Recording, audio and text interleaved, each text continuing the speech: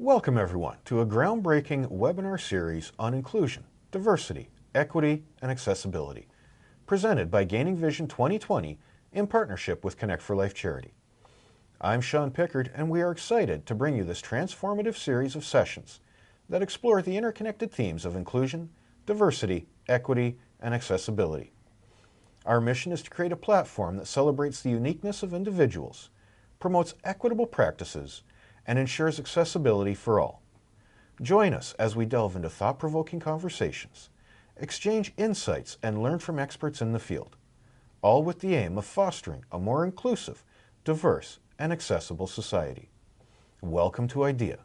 Do you know what this means? We like to start each session by acknowledging the land in which we call home.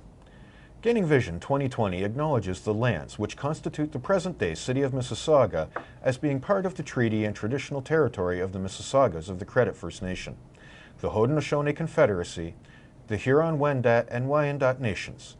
Gaining Vision 2020 recognizes these people and their ancestors as people who inhabited the land since time immemorial.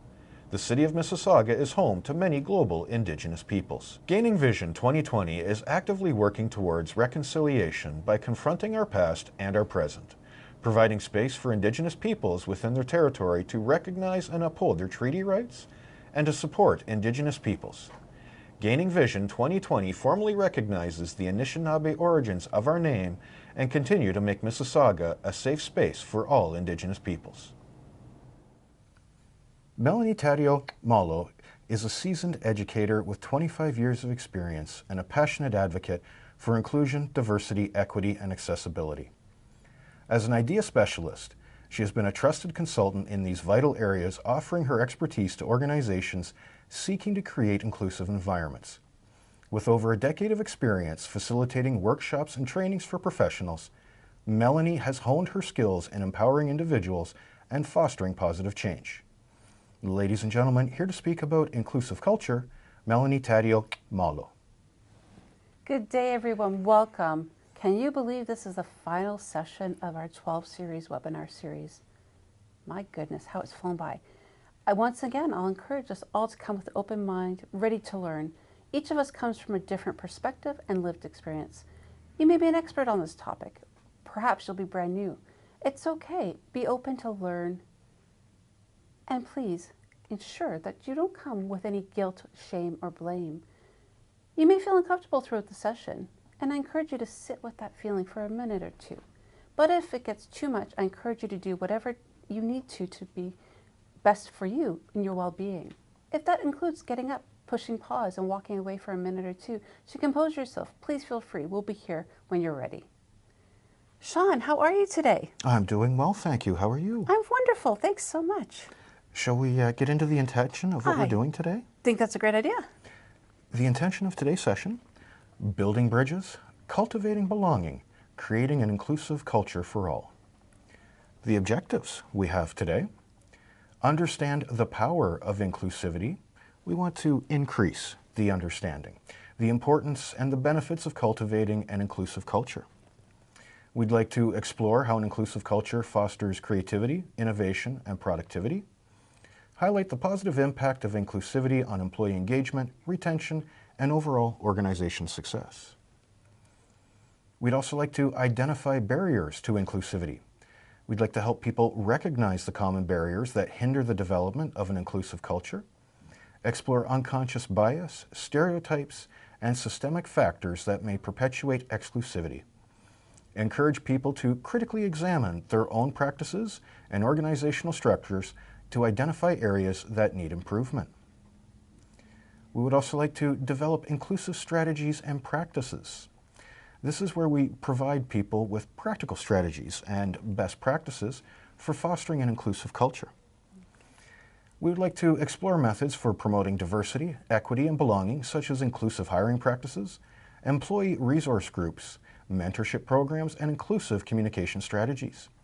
We'd like to empower participants with actionable insights to implement in their own organizations. We'd also like to nurture allyship and engagement and foster a culture of allyship and engagement among everyone. We'd like to discuss the importance of active involvement and support from all levels of the organization in creating an inclusive culture. Explore ways to empower employees to become allies, advocates, and drivers of change. Encourage participants to foster dialogue, address biases, and promote inclusivity with their teams and the wider organizational. Sounds exciting, doesn't it? It does sound exciting. But we also have some definitions again here, Oh, Melanie. definitely. We've got to set the stage. So let's talk about inclusion. The action or state of including or being included in a group or structure. The practice or policy of providing equal access to opportunities or resources to people who might otherwise be excluded or marginalized. What do you think of inclusion, Melanie? I think it's an amazing way to be, and I love the fact that it's setting the stage for today's topic. Absolutely. So let's check in with belonging, an affinity for a place or situation. The other definition that we have here, inclusive culture, a workforce culture that is supportive of and respectful of all employees. What do you think of those other definitions, Melanie? You know what? I think they go hand in hand. Inclusion, a sense of belonging, and then, of course, creating an inclusive culture in the workplace. I think, you know what, this is ideally what any organization or company should want to strive for, because there's so many benefits to it, and we'll dive into it. So let's look for an understanding of inclusivity and its impact. All right. So an inclusive workforce fosters open communication, collaboration, and empathy among employees. And these organizations are actively implementing diversity and inclusion initiatives, offering training programs, and establishing diverse hiring practices to build more inclusive cultures. Melanie? When you look at organizations and companies out there that have a sense of belonging and are fully inclusive, you're going to see so much happening. Creativity, there's going to be collaboration, and everybody's going to feel like part of the family. And the teams will reverberate excitement, success, and together the company will go higher and higher. Beautiful thing to see. Yeah. So let's talk about the impact of having an inclusive culture can have at work. Okay. So increasing employee engagement. Inclusive cultures create a sense of belonging and value, leading to higher levels of employee engagement. And when employees feel accepted and appreciated, they are more motivated to give their best effort and are less likely to seek alternative job opportunities. We also have enhanced collaboration and innovation. Embracing diverse perspectives encourages collaboration among employees with different backgrounds and experiences. And this collaborative environment fosters creativity and innovation as it allows for a broader range of ideas and solutions to be considered, and that's followed with improved problem solving. Absolutely. And you know what, Sean, that's just painting an exciting time for me. So when you think about it, being able to show up at work, be your true authentic self, be able to share your skill sets, your expertise, and your gifts, talents, and abilities. And then that impacts your colleagues and excites them because they want to follow suit. And then you put them together in collaboration and wonderful things happen. When you're happy in your workplace and you feel like you belong and you're included in every aspect, you're going to be happy, you're going to stay, the loyalty will be there. And it's been proven that employees that feel like they belong and they have a say, a voice in their company, they stay longer, they do more, and the productivity goes through the roof for the entire team. That's some incredible stuff to see. But let's look at some of the other impacts that having an inclusive culture at work can bring, such as higher productivity. Definitely. We have reduced turnover and increased retention. I think we touched base briefly on that one. Absolutely. And I think the productivity is important because we know most companies are looking at their bottom line. How much product can we get out? How much sales can we make? All that, what's going to affect the bottom line. But truly, employees want to contribute just as much. And when they're feeling like they're included, that effort is extra there. Oh, absolutely. Yeah. And one that I like is coming up here. I think we should really focus on this one a little bit. It expands the talent pool. So we're talking about the diverse job experiences, the backgrounds, the point of view. What does that do for your talent pool? Well, you figure, who wouldn't want to work in an inclusive company? You're going to be able to network and tap on different untapped markets, whether it's individuals with disabilities, people from different backgrounds, genders, and definitely sexual orientation, all of these things that make workplaces diverse. You're going to be able to open up that job market and tap into that talent pool that probably hasn't been tapped on too much. So some of the other things that can happen for us. You can have an enhanced reputation as a company that has an inclusive culture. You're also looking at legal and ethical compliance. Those are some big words. Let's break that down a little bit. Okay, so let's look at it this way. Obviously, when you do good, your company's going to be recognized for that. So if you're known to be an inclusive workplace, not only people know how to work there, but people also want to do business with you. And then, of course, you're going to be compliant with all the legislation that's out there, so you're not going to have any legal issues. You're, in fact, going to be probably sitting pretty easy in the sense of if it's part of your makeup, the structure, and in all the systems of your company, you're not going to be too concerned about legal issues because discrimination won't even be in your vocabulary. That's a very good thing to see. And that discrimination that's not in your vocabulary, wouldn't that lead to, say, stronger leadership decision-making? Absolutely, because again, if you're inclusive, you're going to have a diverse leadership team. You're going to have very many different perspectives. They're going to be trained on all the ins and outs on unconscious bias, inclusion, diversity, and they're going to be champions for diversity and inclusion. And this will help trickle down to all the employees. Again, walking the walk, talking the talk. So strong leadership in any company is a good thing, don't you think? Oh, absolutely. Yeah. And we've got some more big words here. I think you're going to need to explain this one because it might be a feel-good kind of scenario. Okay. The positive organizational culture. An inclusive culture fosters a positive work environment where employees feel respected, valued, and supported, leading to higher overall job satisfaction. There's got to be more than that, isn't there? Well, you think about it. When you're happy at work, you have a positive vibe, people are doing well, they're kind, they're greeting everybody. How's it going? You probably have a lot of different events happening that are team building and celebrations and recognition events, things that are happening. I don't know the last place you worked in a big company, Sean, but I remember there was a lot of special days, whether there were staff appreciation, different luncheons, things like that, that really encouraged a sense of belonging amongst the team, as well as there was recognition programs. And all of these created a positive environment, which comes along with it being inclusive. When you recognize your staff for their accomplishments, as well as support them in difficult times, and you come together and celebrate, you really create that inclusion piece in a positive way, which then, of course, leads to people staying, people feeling a sense of belonging, and the extra effort is there. That's good to hear. Yeah. So let's look at the business case for inclusivity. We're talking about enhanced innovation and creativity. An inclusive culture encourages diverse perspectives, experiences, and ideas. This diversity of thought fosters a more innovative and creative work environment, leading to the development of groundbreaking products, services, and solutions. There's also improved employee engagement and productivity. Inclusive cultures create a sense of belonging and psychological safety among employees. When individuals feel valued and respected, they are more engaged, motivated, and productive in their roles. What do you think, Melanie? Well, innovative skills get highlighted when people feel comfortable enough to talk. And that psychological safety is key because people aren't going to feel like they're going to be judged or shot down with their ideas. They're going to speak up. They're going to share those innovative ideas. And the productivity as you collaborate as a team will come to the top. But I also feel it's really, really important for people to understand that this doesn't happen overnight. It's built into the culture of the company.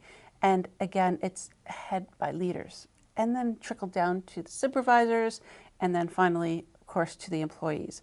When you have this beautiful and innovative and opportunity to be creative, you shine. It's like watching people do what they do best and having diverse perspectives coming to the table. You imagine what's possible. Oh, my imagination just takes off at that point. But we do have one that I'd like to touch base on by itself here. Sure. We're talking about increased talent attraction and retention. Companies that prioritize diversity and inclusion are more appealing to job seekers, especially from diverse backgrounds. Now, an inclusive culture can help attract and retain top talent, leading to more skilled and diverse workforce. Help me understand that, because there's a lot of people from all over the place that can do all sorts of things. Well, a company that is inclusive right through and through starts at the recruitment stage, and that's really tailoring your even job descriptions, focusing on which areas you're looking for, the skill sets, and going to diverse networks of people to tap in that market of skill sets. And when you put it out and the way you craft your job descriptions, you're going to find more people are likely to come, especially because one of the things that will be highlighted in these job descriptions is the fact that it's inclusive culture. People look for these keywords: diversity, inclusion, belonging. If you look at a lot of the current day job postings, most of them have something like that in it. And then of course, having this on your website also is an additional thing. So really, once you have attracted the talent that you may have not have had before based on the job descriptions, the hiring process, going through the interviewing, and ensuring that everybody feels comfortable just to be themselves sets the stage. You also notice a lot more people out there, companies out there at information and job fairs, really connecting with the community. And these are diverse communities. And you'll notice representation at these events are people that are from diverse backgrounds, because that attracts people to apply. That's really unique to keep in mind. That can really be a game changer for a lot of businesses out there. Absolutely. Some other ideas for a business case for inclusivity is better decision making. You're looking at getting that open dialogue, having multiple viewpoints and different experiences, bringing forward what should be done, as well as enhanced customer relations. 100%. An inclusive workforce can better understand and relate to a diverse customer base. Exactly. When you have representation at the helm, you know that decisions are being made from many different perspectives. And I always love the saying, represents the community we serve. Because it's true, our communities are very diverse. And they're not necessarily as inclusive as we'd like them to be, but when a company can be diverse and show how inclusion is added to a company, it sets a good role model. And therefore, they're better able and equipped to serve their customers, to know what it is they're looking for. That's a great way of looking at it. Now, this next one, I'm sure is going to be popular for some. We're talking about some buzzwords in the business world here. Okay. Expanded market reach. An organization with a diverse and inclusive culture can tap into new markets and demographics that may have been underserved or overlooked previously. Help me understand that one. Well, of course. So think about it. If you have been serving a certain population or demographic for a number of years because you haven't hired individuals from various backgrounds, you now are attracting new talent and representation in your company. You're hearing about different ideas from different perspectives that you can then expand your market. For new customers, you need to understand what it is they're looking for, how to market it, how to package it, and how to reach out to these individuals. By having people on the inside to share this knowledge with you, it's like getting something handed gift wrapped for yourself. Now you just have to take action on those tangible takeaways. And the last one we have here is a mitigation of legal and reputation risks. So a company that is prioritizing inclusivity, that helps comply with all the anti-discrimination legislation and things of that nature. Let's talk about that for a minute. Well, again, it may not cover it completely. The goal is you hope it would. And this is what you're aiming for, because let's face it, we're human beings. We do make mistakes. We still have those biases and we still aren't perfect. That would be kind of amazing if we were, but it would be a little bit sterile, I think, too. So, but we would hope that an inclusive environment would mitigate a lot of these legal issues because it's ingrained in the policies, the procedures, and one would hope that the company would be following those policies and procedures and staying true to their word. Very important. Let's hope they do stay true to their word. So we've talked a bit about the business case. We've gone through some definitions. Let's get into the key elements of an inclusive culture. Yes, because I think it's important for us to understand those. I think we're going to need each and every one of them by themselves, to be honest with you. All right, let's go for it. Because we're talking about things like a leadership commitment. And this is the leaders playing a crucial role in driving inclusivity. Yes. It's a commitment from the top executives and managers to set the tone and the priorities for an inclusive workspace. Melanie. So obviously, if you have people say, yes, yes, we're inclusive, and then don't do anything about it, it goes nowhere. It's not going to be inclusive. But if you have leaders that are setting up policies, procedures, as well as training opportunities for all of their staff and walking the walk, talking the talk themselves, setting up goals and definitely milestones and benchmarks for individuals to ensure that all the management is on point and the employees understand the importance of it. they're creating this culture from the top and it comes down. But it's not just that, it's about being accountable and committing to seeing this through. So let's talk about diversity and representation. Embracing diversity in all its forms, including race, ethnicity, gender, age, sexual orientation, disability, and cultural background. Strive for diverse representation of all levels of the organization. It's important from the top all the way down to the frontline workers, because I think it's important not only on the outside but inside, because when people see people that look like them in the organization, they feel that sense of belonging. It's just, that's how we are. But it goes further than that. It shows that everybody has equal access to opportunities, that everybody is the same but yet different. We all have differences, but yet we all work collaboratively together. We're also looking at equal opportunities. Ensure equal access to opportunities for career growth, development, and advancement for all employees, regardless of their background. This is it. People within the company especially may feel like they're stuck at a certain level, but in an inclusive culture, you're allowing anyone with the right skill sets to move forward. It's really important for them to feel that they have a chance. It's not just like, oh no, I'm not going to get it because of X, Y, and Z. I'm going to have an equal opportunity to get it. And people are encouraged within the company to apply for those jobs that are at that next level until they reach the top. So let's talk about open communication. Fostering open and honest communication throughout the organization encourages employees to share their ideas, concerns, and experiences without the fear of judgment. Absolutely. Being able to actually talk to your supervisor or manager comfortably, honestly, and definitely openly, that's put your mind at ease. If you have a concern or you're struggling with something, being able to go to somebody knowing you're not going to be judged, but hopefully helped in some way to accomplish or address what's happening to you, you're more likely to have that open dialogue. And it's not just about employee and supervisor. It's about manager to manager, it's about employee to employee, and definitely from leadership to leadership. I think it's so important. Open dialogue opens many doors too, because we learn and grow from one another's perspectives and experiences. It's a very unique way of looking at it. And that open conversation can really lead into the next point that we're looking at here, which is training and education. This is an opportunity to offer diversity and inclusion training to all employees, raise awareness, challenge biases, and promote understanding. In an inclusive workplace, Sean, I love it. So any company you go to, you have orientation and training when you first start your job. And you have to do all these modules to train yourself on health and safety, all of those things on a regular basis.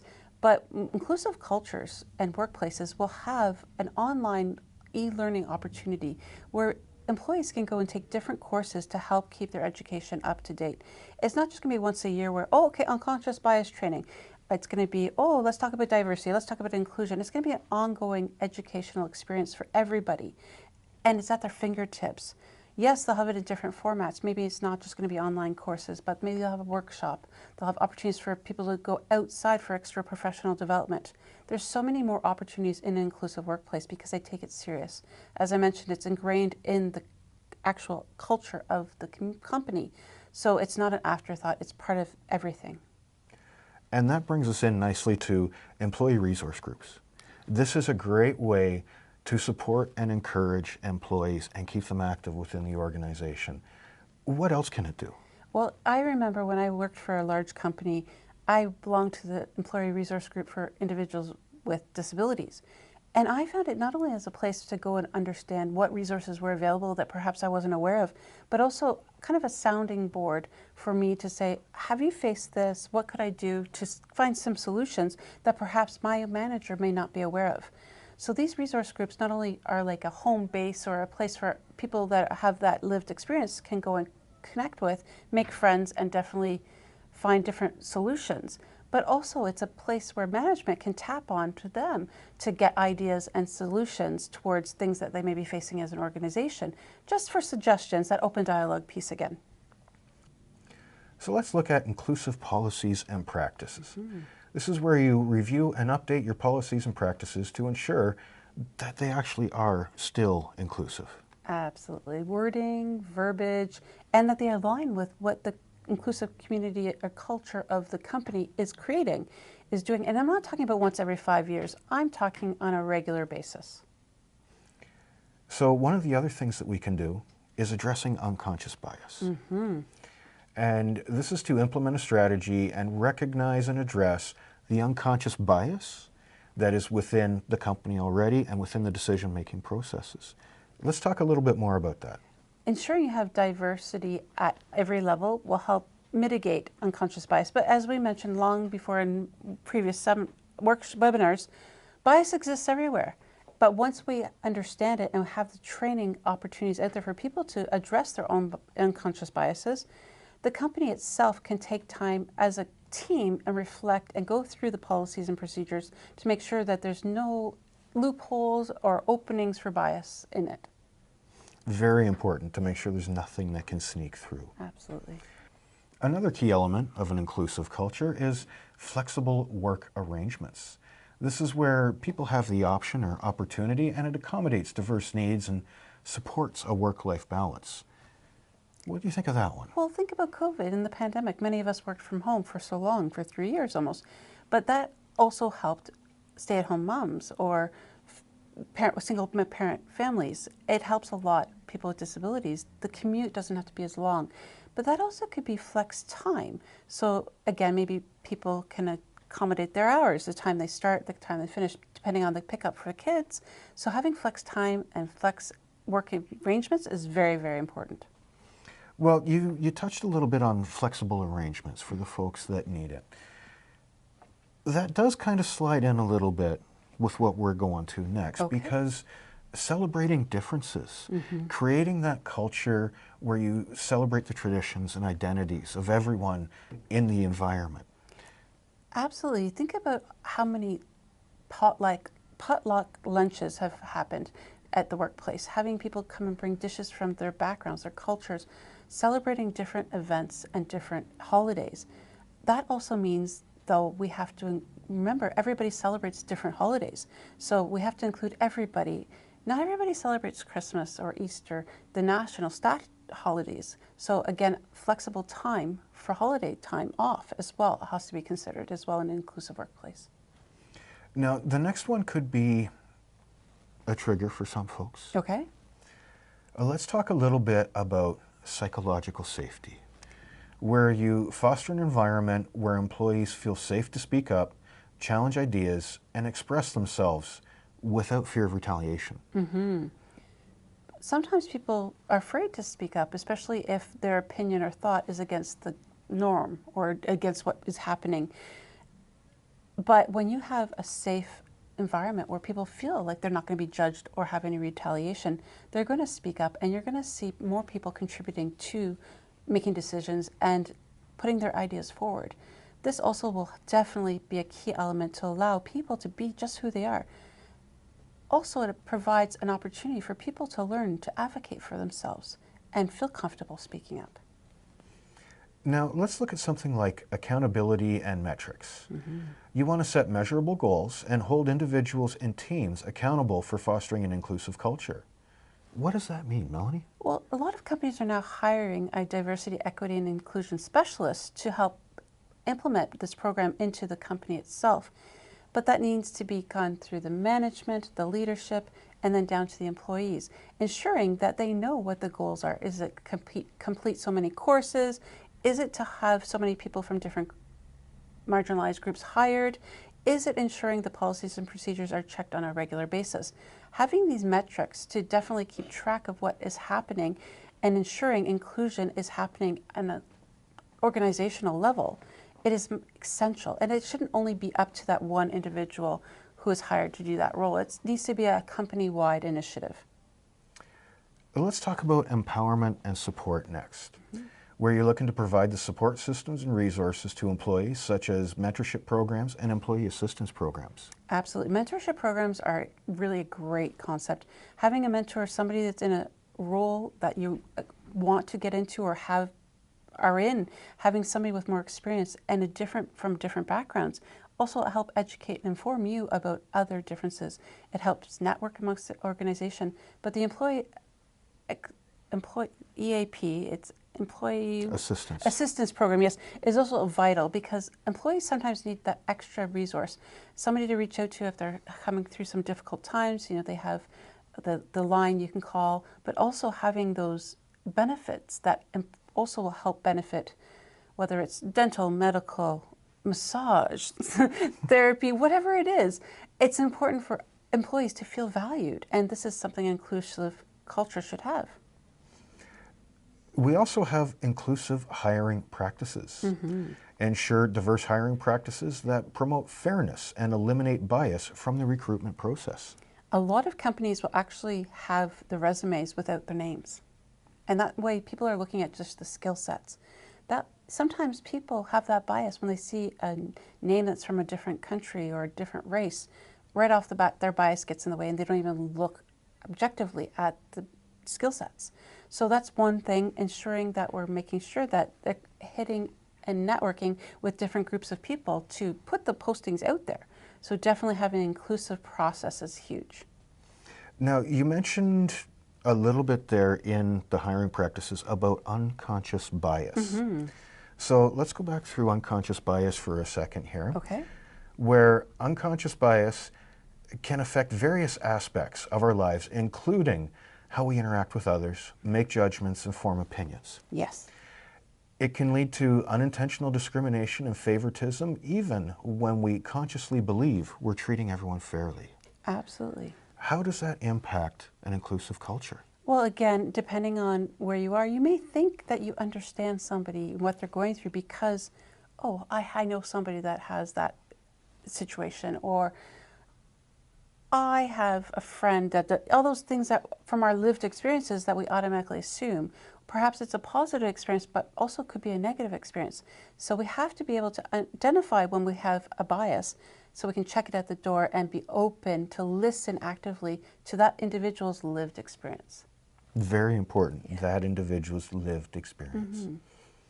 So let's take a moment and go through some types of unconscious bias. Okay. So, for example, we can talk about implicit bias. This is associating certain groups with specific traits or characteristics often influenced by societal stereotypes. We have affinity bias, favoring individuals who are similar to ourselves in terms of background, interests, or experiences.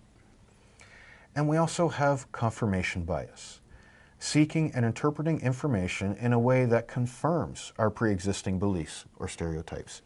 What do those mean to you, Melanie? So, I'm smiling because all of us have these and all of them happen on a regular basis. We may not call them by name, but they are happening. How many times have you heard someone say, I knew it, I was right. Absolutely. And yet, it's not necessarily true. It might be wrong. It just may, that other person may agree with you, that one item. So we have to be really careful and mindful and ask ourselves when we think something about somebody, why is it that we're thinking that? Take a minute, pause and reflect and ask ourselves, is this fact or my belief? Because we may not know who's applied for this job. In an interview, you may not know that person at all and you're making a judgment right off from what you think you know. So again, check biases at the door. It's a very important point there. We have a few more types of unconscious bias here. We have the halo effect, perceiving someone positively in one aspect and assuming they are positive in other aspects as well. But of course, Sean, they have to be perfect if they're good in one area, don't they? Oh, some people like to think so. Yeah, we have to be very careful with this one. Well, let's flip that coin over and let's look at the horns effect. Yes. Perceiving someone negatively in one aspect and assuming they are negative in other aspects as well. And this is very, very common. You see it in the news all the time, don't you? Oh, absolutely. Those stereotypes and biases come through in many areas of our lives. So yes, we have to understand nobody's perfect, but we also have to make sure that it's not our biases speaking. It's not our own personal experiences that are tainting our opinions or thoughts. The last bias that we're going to talk about here today, Melanie, is gender bias. Yes. Favoring one gender over the other in various contexts, leading to unequal treatment. 100%. Again, depending on the situation, you may think women can do other things better than men, or men can do other things better than women. But the reality is, no matter if they're heterosexual, bisexual, however they identify. Their gender identity is not the thing. They're an individual that has different skills, talents, and abilities, and they have to be seen and treated as equal. Very good points, very good points. So let's go through some tips and strategies for building an inclusive culture. Okay. Where we're talking about things like a leadership commitment. Ensure that the top leadership is fully committed to diversity and inclusion efforts. Leaders should lead by example and communicate the importance of inclusivity throughout the organization. What do you think on that one, Melanie? Well, again, this is really important, I find, especially if you have an inclusive company. You need to hire people that will walk the walk and talk the talk, that will be leaders and encourage everyone in the company to follow suit. Now, the next two that I want to go through, they kind of go hand in hand. Okay. We're looking at diverse hiring and promotion, where you implement the inclusive hiring right from the recruitment process, as well as training and education. Now, let's talk a little bit about what type of training and education, and is it something just for the frontline employees, or is this something through the whole organization? It's through the whole organization. So obviously, as you do a diverse hire and inclusive, you want to ensure you're providing the education and training for everybody, from the employees, from the front line, all the way up to leadership on an ongoing basis, because this is also going to help continuous growth and understanding. And then once you go into the promotion aspect, you know that the staff that you're promoting have already encountered that learning and education training. It's also good for everybody to be on the same page. And terminology and things change so drastically on an ongoing basis that continuous training is essential. Now, looking at things like employee resource groups, support the formation of ERGs to provide a platform for employees from different backgrounds to connect, share experiences, and collaborate on initiatives that promote inclusivity. This also starts at the very beginning, Sean, from identifying which employee resource groups are needed in your company.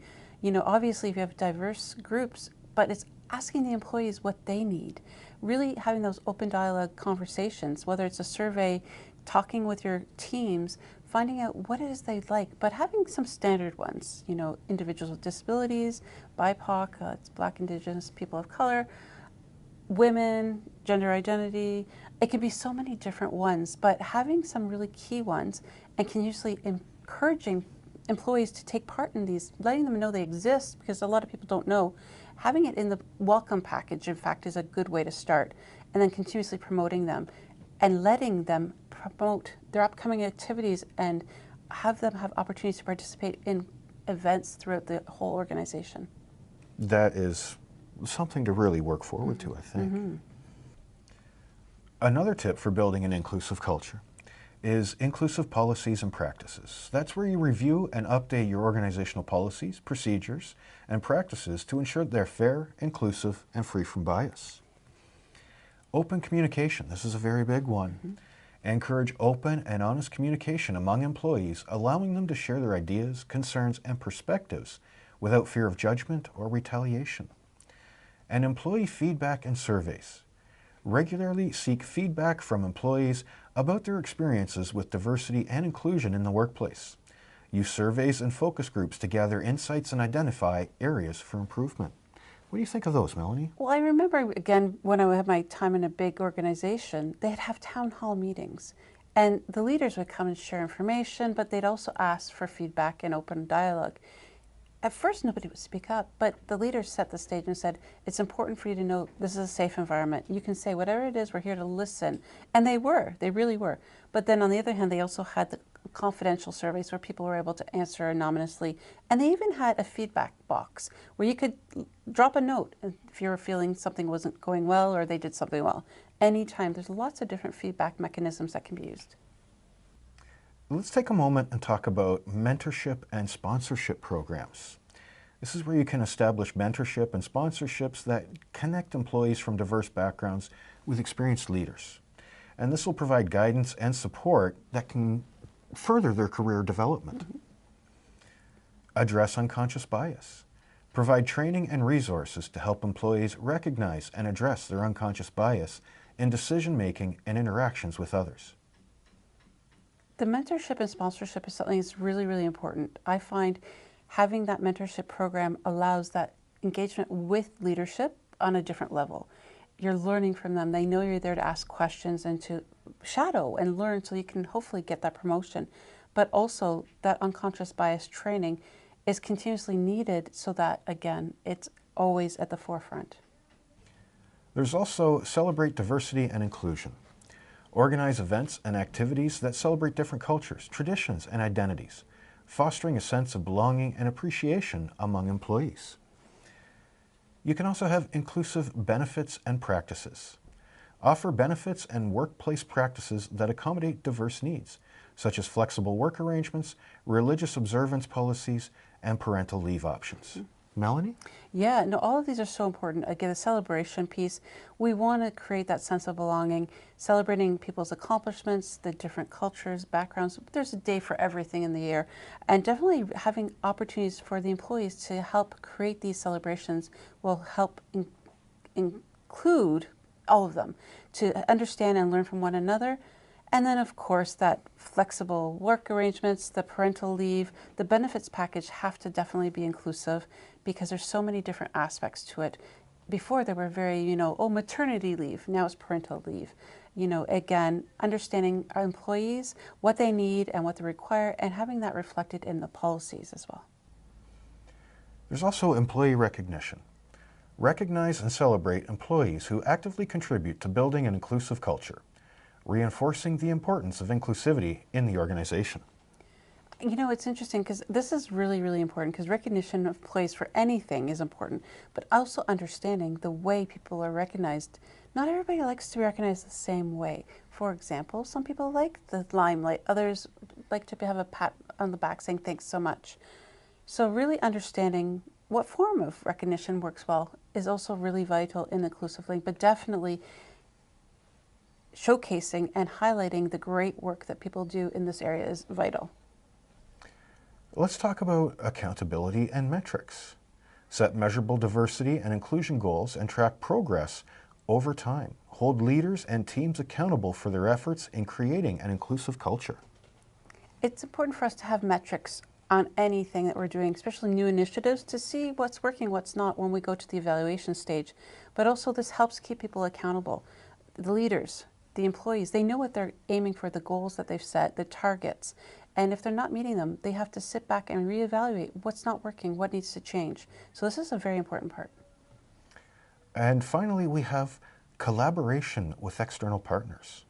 Collaborate with external organizations and partners that specialize in diversity and inclusion to gain insights and best practices. Absolutely. So Gaining Vision 2020, CCDA, Canadian Centre for Diversity and Inclusion, they all have various programs and services, as well as they can help out with creating policies for the company and understanding on a deeper level.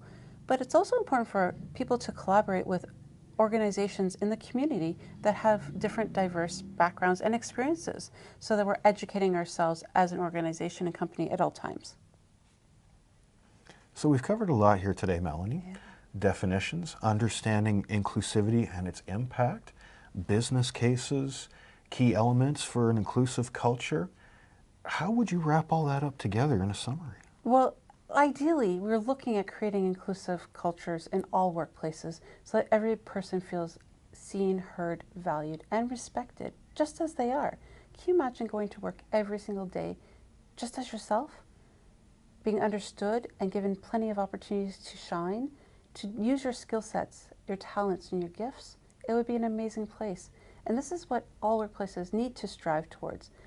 Talking about diversity and inclusion is one thing, but actually walking the walk and talking the talk and making it come to fruition is essential. This will help us all learn to respect and empathize with each other and move forward for a diverse and inclusive world. Ladies and gentlemen, I'd like to thank you for taking the time to spend with us today. And if you need more information about anything that we've covered, please reach out to Connect for Life at connectforlife.charity@gmail.com or Gaining Vision 2020 at gainingvision2020@gmail.com. I'm Sean Pickard. That's all the time we have for now. Melanie? Thanks, Sean. Thank you, everybody, so very much for taking part in our webinar series. It has been an absolute pleasure. I hope that we've shared with you some knowledge and insight on I.D.E.A.